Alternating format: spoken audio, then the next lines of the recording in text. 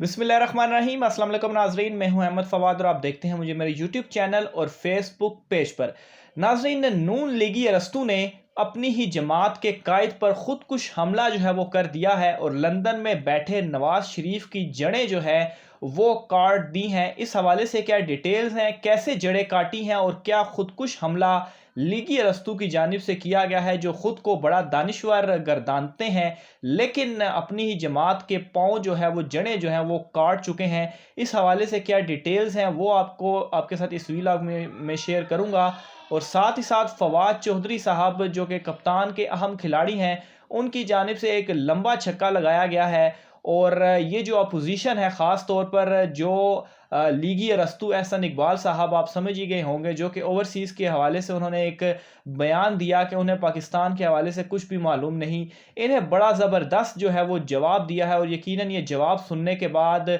Overseas Pakistanis के और आप तमाम लोगों के भी दिल जो है वो एक मरतबा खुश होंगे, क्योंकि ये बिल्कुल दिल की बात जो है वो फवाद चौधरी की जानिब से की गई है और बड़ा एक कहें कि करारी चपेट जो है वो लगाई है लीगी अरस्तू को। सबसे पहले तो फवाद चौधरी साहब ये कहते हैं कि नून लीगी अरस्तू को आइंदा इंतखाबात में अपनी शिकस्त नज़र आ रही है, जिसकी वजह से वो इन इस्लाहात के ख़िलाफ़ हैं। और वो ये कहते हैं कि इन लीगियों को चाहिए कि अब ये जो बैनर जो पार्लियामेंट के अंदर लेकर ये आते हैं, जिस पर हुकूमत नामंजूर लिखा होता है, इन्हें ये चाहिए कि खुद ही कलम और दवात लें ये, और वो जो बैनर्स हैं वो अब खुद ही बनाना शुरू कर दें और पार्लियामेंट के बाहर डेरा लगा लें। क्योंकि अब ये जो इनकी ड्यूटी है वो पक्की होने वाली है, क्योंकि कप्तान जो है वो 2023 में भी इलेक्शन जीत कर पार्लियामेंट में आएगा, अवाम के वोटों से पार्लियामेंट में आएगा और वो अपनी ये 5 साला मुद्दत जो है इसे भी पूरा करेगा। इसके अलावा मुस्लिम लीग नून को लताड़ते हुए उन्होंने मज़ीद ये भी कहा कि नून लीग की एक बड़ी खूबी ये है कि वो हर चीज़ को पढ़े बगैर मुस्तरद करते हैं और ओवरसीज़ पाकिस्तानियों को जो वोट का हक दिया गया है उसे भी उन्होंने ऐसे ही मुस्तरद किया। जो अहसन इकबाल ने कहा कि ओवरसीज़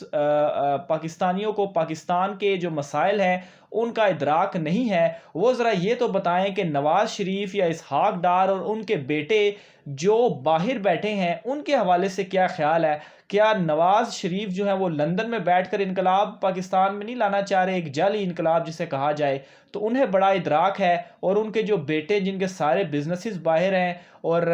वो जो है वो चाहते हैं पाकिस्तान में सिर्फ हुकूमत करना, उन्हें कहाँ से इदराक हो गया जो ओवरसीज़ पाकिस्तानीज़ को जो है वो नहीं है। तो ये बिल्कुल तमाम पाकिस्तानियों की दिल की बात थी, जो कि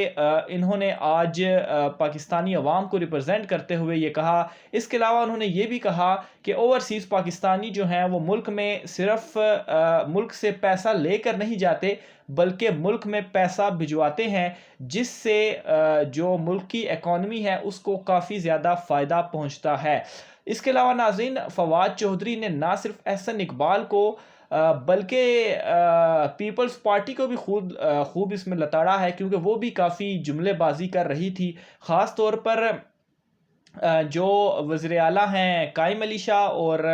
साबिक़ वज़ीर आला कायम अली शाह और मुराद अली शाह जो कि मौजूदा वज़ीर आला हैं, इनको जो है वो उन्होंने रबड़ स्टैंप जो है वो करार दिया है। उनका कहना है कि ये दोनों वज़ीर आला जो थे ये रबड़ स्टैंप थे और रबड़ स्टैंप के तौर पर सिर्फ और सिर्फ वज़ीर आला हाउस में ये बैठे हुए हैं। सिंध हुकूमत के जो फैसले हैं वज़ीर आला नहीं बल्कि बिलावल और जरदारी हाउस से जो है वो होते हैं। इसके अलावा उन्होंने ये भी साथ में कहा, क्योंकि गवर्नर राज के हवाले से बड़ी बातें चल रही थी, तो उनका कहना था कि गवर्नर राज जो है वो इसका हल नहीं है, क्योंकि ये एक गैर जमहूरी अमल है और वो इन गैर जमहूरी अमल में जो है वो यकीन नहीं रखते और ऐसा जो है वो कुछ भी नहीं करेंगे। इसके अलावा नाज़रीन, उनकी जानिब से मज़ीद ये भी कहा गया कि बदीन, घोटकी और इसके अलावा बहुत सारे दीगर ऐसे इलाके हैं जहाँ पर पीपल्स पार्टी ने इन इलाकों का नाम लेकर पैसा लिया, लेकिन वहाँ पर उन्होंने कोई काम नहीं किया। उन्होंने एक फ़िगर भी दी और उनका ये कहना था कि गुज़श्ता चंद सालों में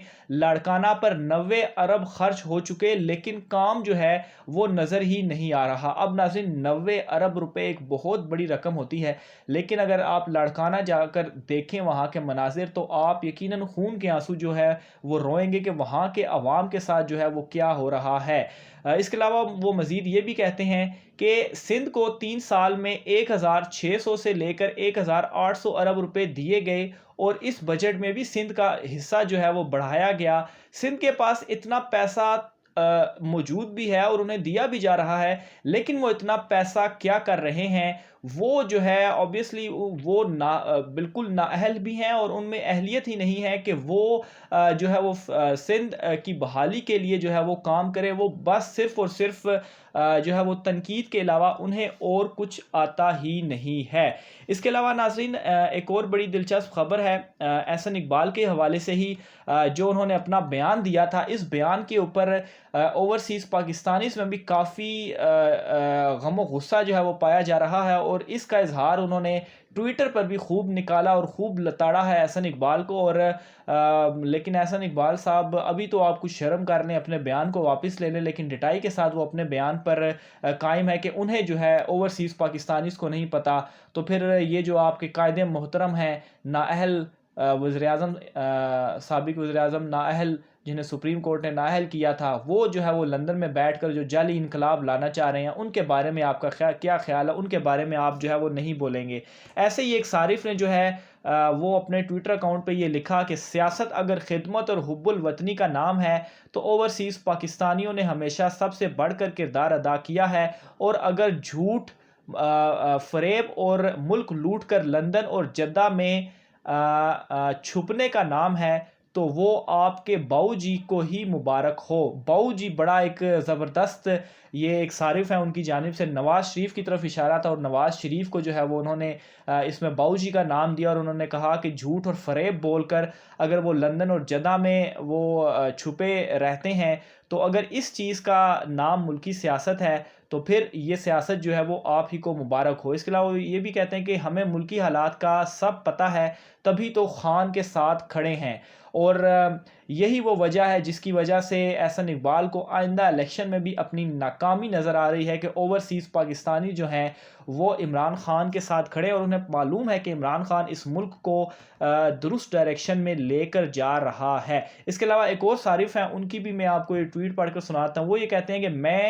میں نے 8 سال پاکستان سے باہر گزار کر پاکستان کو خوب سمجھا، جو شاید یہاں رہ کر سمجھ نہ آتا، لیکن احسن اقبال کے بیان پہ یہ افسوس ہوا کہ بیرون ملک مقیم پاکستانیوں کو پاکستان کی سیاست کا علم نہیں۔ مجھے تو حیرانگی یہ ہے کہ خود کو سیاستدان بھی کہلواتے ہیں یہ، یعنی کہ انہوں نے احسن اقبال پر ہی یہ سوال کیا کہ آپ کیا واقعی سیاستدان ہیں، یا بغض عمران میں آپ ارسطو صاحب، خود کو ارسطو اور دانشور گرداننے والے ارسطو صاحب، آپ